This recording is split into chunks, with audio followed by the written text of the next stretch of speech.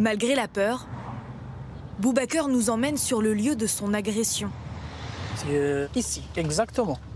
Le mois dernier, il accepte une course réservée par une femme sur une application. Il est 21 h.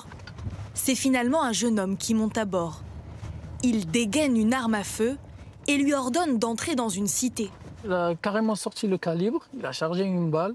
Il m'a dit, mais vous rentrez, sinon je vous descends tout de suite. L'arme plaquée sur sa tempe, le braquage commence. Carte de crédit, téléphone, clé de voiture. Le chauffeur lui donne tout ce qu'il a. L'agresseur réclame alors de l'argent. Écoute, demain à 10 h, 2000 €, on se revoit ici. C'est bon? C'est bon. Si vous revenez avec la police, là, il a sorti son téléphone, il m'a pris une photo, il a pris une photo de pièce d'identité. Il me dit, écoute, j'ai envoyé tes documents à mes amis, ils vont s'occuper de toi. Le jeune homme le laisse repartir à pied, dépouillé. Malgré la menace de mort, il décide d'appeler le commissariat. L'agresseur de 18 ans est retrouvé, condamné, mais Boubacar reste traumatisé. Depuis, vous dormez sur vos 2 oreilles ou pas? Non. Sans médicaments, non. Ouais, parce que je réfléchis trop. Je refais la scène. L'agression de ce chauffeur n'est pas un cas isolé. Quelques jours plus tôt, dans le même arrondissement de Marseille, Nessim était tué d'une balle dans la tête. Un tueur à gages de 14 ans lui avait commandé une course pour se rendre sur les lieux d'un règlement de compte.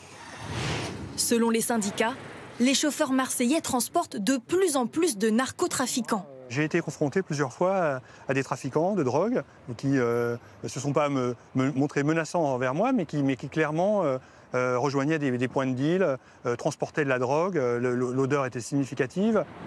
Avec certaines plateformes, les chauffeurs VTC n'ont aucun moyen de savoir qui monte dans leur voiture. Nous avons fait le test. Réserver une course avec un pseudo et sans entrée de carte de crédit, c'est possible. Sur l'une de ces plateformes, une course sur 5 est ainsi payée en espèces. Depuis les récentes agressions, l'entreprise recommande la plus grande attention. En cas de réservation d'un compte anonyme, les conducteurs peuvent refuser la course. Les chauffeurs, ils ne sont pas pénalisés quand ils refusent trop de courses? Non, les chauffeurs sont libres d'accepter ou de refuser l'intégralité des courses. Sans aucun risque, tant en termes de blocage de son compte ou de réception future de courses. Pour rouler en sécurité, de plus en plus de chauffeurs équipent leur voiture d'une caméra embarquée. Un petit boîtier qui filme l'intérieur du véhicule, utile en cas d'agression, comme ici, près de Lille.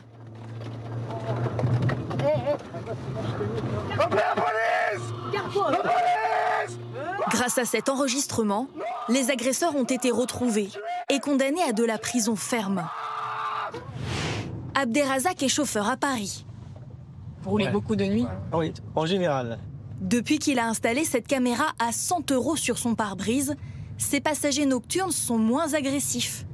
Selon lui, la dashcam est dissuasive. Je vois que dès qu'ils rentrent, ils voient la caméra, ils sont plus cool, ils sont sympas, ils sont gentils, ils ne parlent pas agressivement, et voilà, ils respectent bien le chauffeur. D'après le leader du secteur, 8 chauffeurs sur 10 souhaitent s'équiper d'une caméra embarquée.